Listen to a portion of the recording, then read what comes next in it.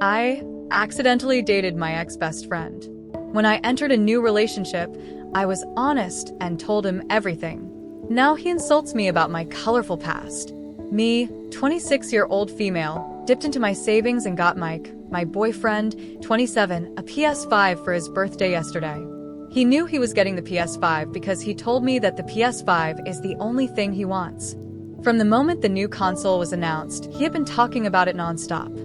Every conversation seemed to circle back to the PS5, from the games he was excited to play to the new features he couldn't wait to try out. It was clear that this was more than just a gift.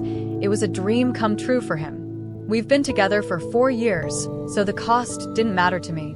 I saved up for months, carefully setting aside money for my paycheck, because I wanted to see the look of pure joy on his face when he unwrapped it. That is until I found out what he thinks about me. Some background. When I was 18, I was involved with Jake, a guy who I met online. Jake was charming, funny, and we instantly clicked. Our online chats quickly turned into late-night phone calls, and soon after, we decided to meet in person. Those 3 months with Jake were fun and full of excitement, but our relationship fizzled out as quickly as it began. We realized we wanted different things and decided to end things on amicable terms. Shortly after, I moved on with Adam, a guy from work. Adam was different from Jake, more mature, more grounded. We started off as friends, bonding over shared projects and office jokes. One thing led to another, and before I knew it, we were dating. Our relationship was steady and comfortable, and for a while, it seemed perfect. But a couple of months into our relationship, I discovered that Jake and Adam were actually really close friends. They had grown up together, shared countless memories, and were practically inseparable. I didn't know Jake long enough to meet his friend group, so I had no idea. The realization hit me hard. I felt guilty, embarrassed, and a bit betrayed by the universe for putting me in such an awkward situation. After finding out, I took some time off dating to reflect and heal. I needed to clear my head and figure out what I wanted in a relationship. It was a confusing period, but it gave me a chance to grow and learn from my past mistakes. 2 years later, I met my current boyfriend, Mike. Meeting Mike felt like a fresh start. He was kind, understanding, and we had an instant connection. I was upfront and honest with Mike about my past and the fact that I was unintentionally involved with friends. He said he understood, and my past didn't bother him. For the first time in a long while, I felt hopeful about a relationship. When I got into a relationship with Mike, I was upfront and honest about my past and the fact that I was unintentionally involved with friends. I remember the conversation vividly. We were sitting in his cozy apartment, the soft glow of the evening light filtering through the windows. My heart was pounding because I knew that this was a make-or-break moment for us. I didn't want any secrets between us, and I felt that he deserved to know everything. I took a deep breath and told him about Jake and Adam, explaining how I had met Jake online and dated him briefly, only to later find out that Adam, my next boyfriend, was his close friend.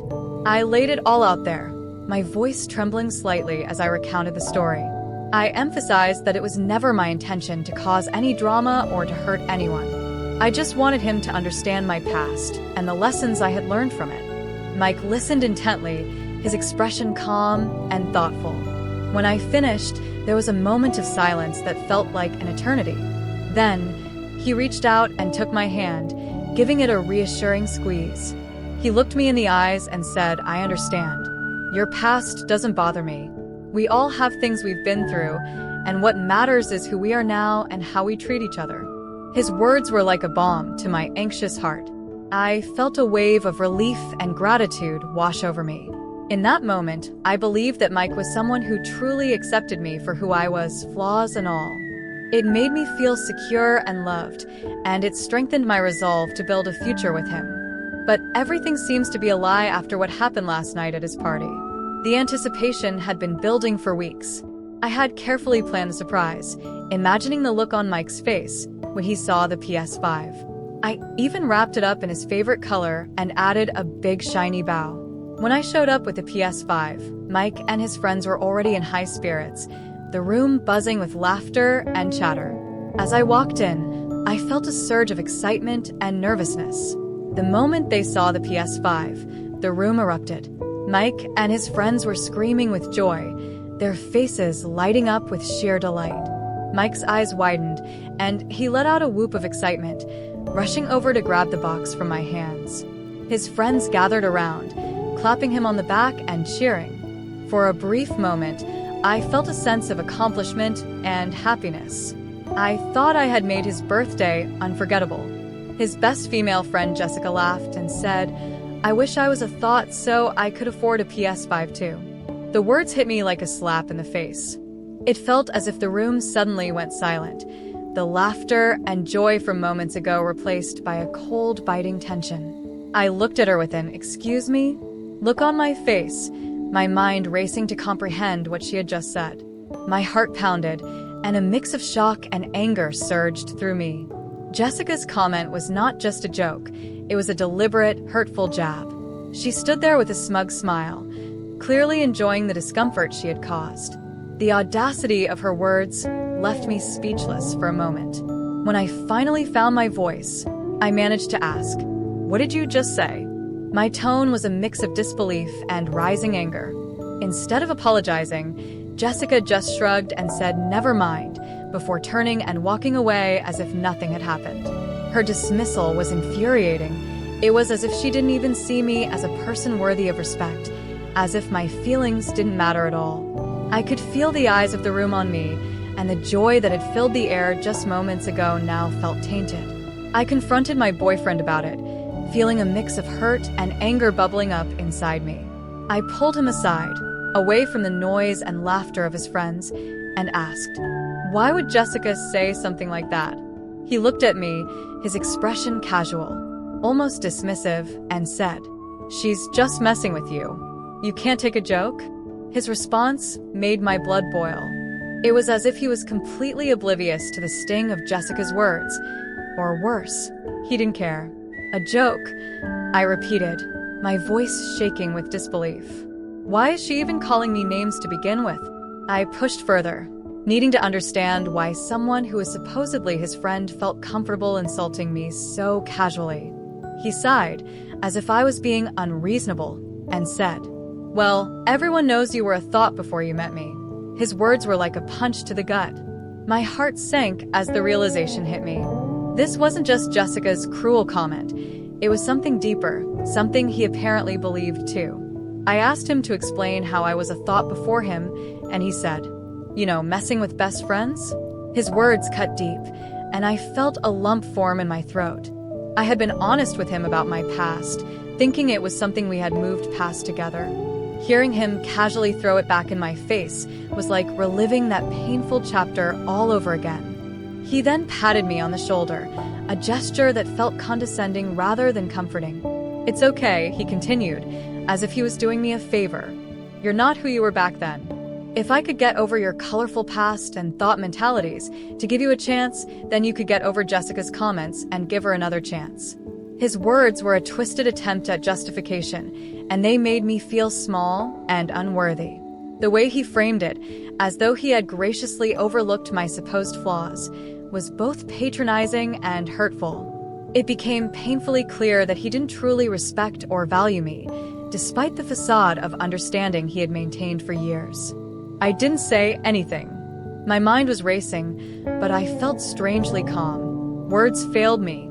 There was nothing left to say that could express the betrayal and hurt I was feeling.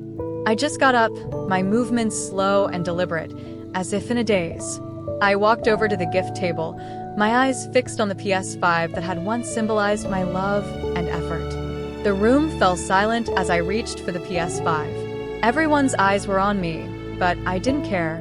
My heart was pounding in my chest, a mix of anger and heartbreak propelling me forward. I picked up the PS5, feeling its weight in my hands. It no longer felt like a gift of joy, but a reminder of the disrespect I had just endured. Without looking back, I walked out of the room. The sounds of the party faded behind me, replaced by the thudding of my own footsteps and the rush of blood in my ears.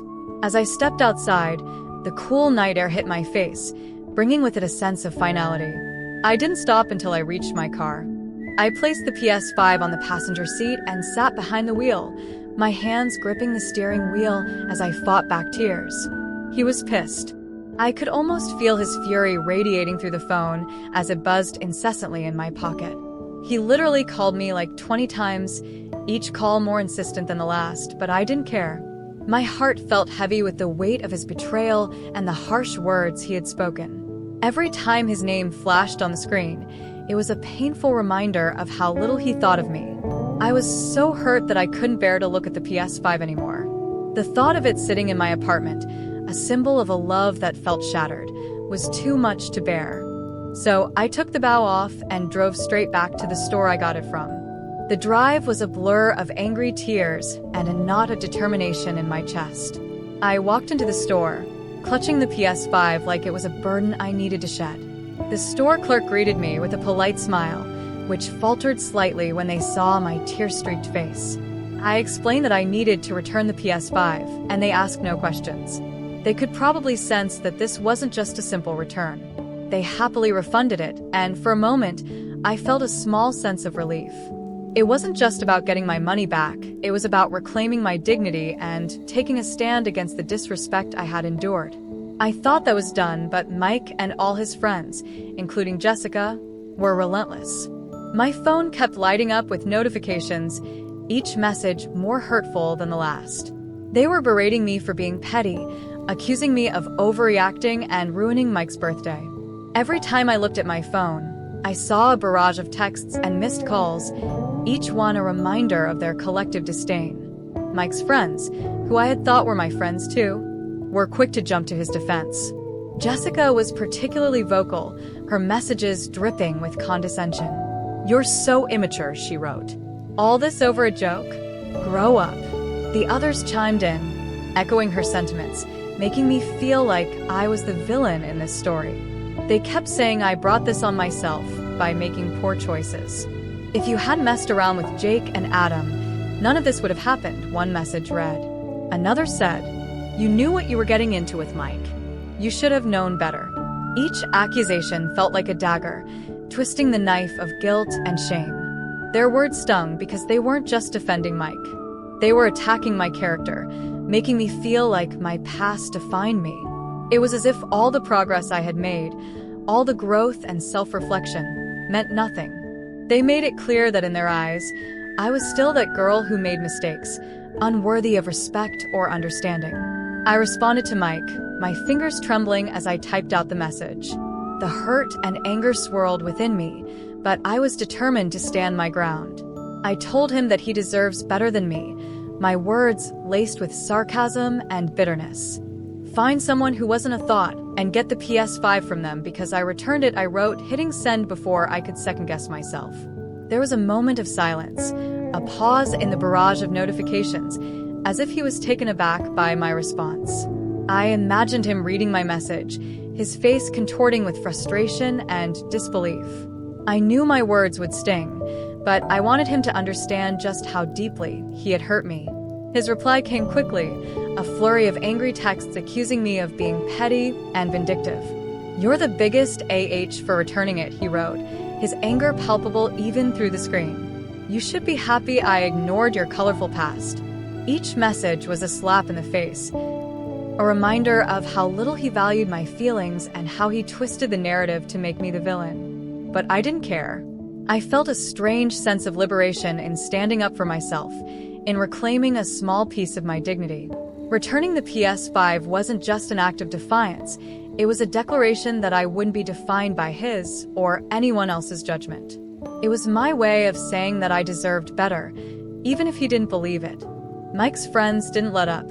For weeks, they went on and on berating me, their messages flooding my phone day and night. Jessica, especially, seemed to take a perverse pleasure in hounding me. "You think you're so much better than us?" She would taunt. "You're just a coward who couldn't handle a little joke." The constant barrage of negativity was exhausting, but I refused to let them break me. Mike wasn't any better. He continued to call and text, alternating between anger and pleading. "I'm sorry, okay? Just come back and we'll talk," he would say in one breath, only to follow it up with, "You're acting like a child. Grow up and stop being so dramatic."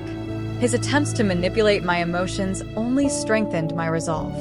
Finally, I knew I had to end things with Mike once and for all. I called him, my voice steady despite the storm of emotions raging inside me. "Mike, this isn't working," I said firmly. "I'm done with you and your friends. Don't contact me again." He tried to interrupt, but I continued. "If you keep harassing me, I'll call the police. This needs to stop." There was a long pause on the other end of the line. When he finally spoke, his voice was cold and bitter. "Fine, do whatever you want," he snapped before hanging up. The days that followed were a whirlwind of emotions, but slowly, I began to feel a sense of relief. The constant dread I had felt for weeks began to lift, replaced by a growing sense of peace. I realized that by standing up for myself, I had taken the first step towards reclaiming my self-worth. Life started to get better. I surrounded myself with friends who truly cared about me, people who valued and respected me for who I was. I focused on my work, my hobbies, and the things that brought me joy. The money I got back from the PS5 refund became a small celebration fund. I treated myself to a spa day and bought a new book I had been eyeing for months. In time, I came to see the breakup as a blessing in disguise. I had dodged a bullet, and I was grateful for the chance to start anew. The experience had taught me the importance of self-respect and the value of being with someone who truly appreciated me. I knew now that I deserved better, and I was determined never to settle for anything less. From this whole ordeal, I've learned a lot, and I want to share these lessons with you all. First and foremost, I've learned the importance of self-worth and boundaries. It's crucial to recognize your own value and not let anyone diminish it. Setting and enforcing boundaries is essential for maintaining your self-respect and emotional well-being. I realized I deserved to be treated with respect, and it's okay to demand that. Honesty and transparency are vital in any relationship, but they must be met with mutual respect and understanding. If someone uses your honesty against you, it's a huge red flag. Trust and respect are the foundations of a healthy relationship. If a partner or their friends make you feel belittled or disrespected, it's a sign that the relationship might not be as healthy or supportive as it should be.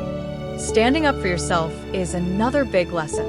It's important to assert your boundaries and take action when you're being mistreated.